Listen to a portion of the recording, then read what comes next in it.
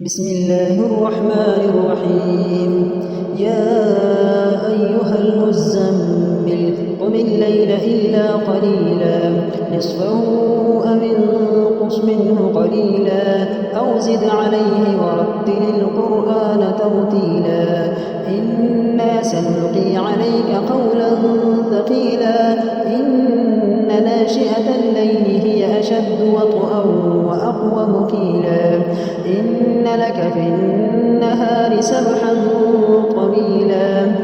واذكر اسم ربك وتبتل إليه تبتيلا رب المشرق والمغرب لا إله إلا هو فاتخذه وكيلا واصبر على ما يقولون واهجرهم هجرا جميلا وذرني والمكذبين أولي النعمة ومهلهم قليلا إن لدينا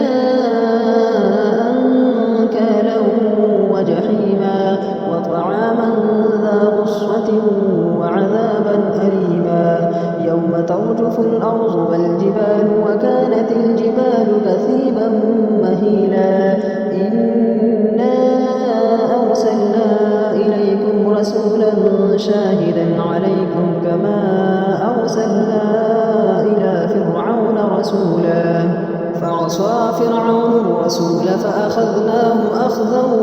وبيلا فكيف تتقون إن كفرتم يوما يجعل البلدان شيبا السماء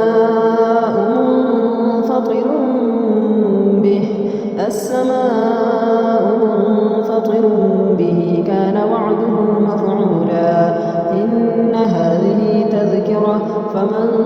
شاء اتخذ إلى ربه سبيلا إن ربك يعلم أنك تقوم أدنى من ثلثي الليل ونصفه وثلثه وطائفة من الذين معك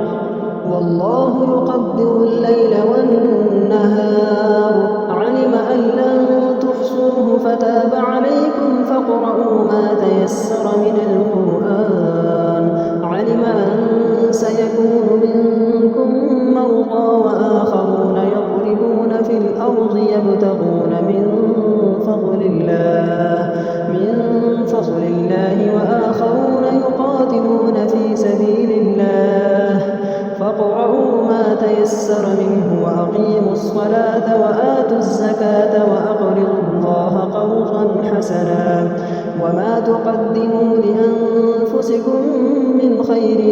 تجدوه عند الله هو خيرا وأعظم أجرا واستغفروا الله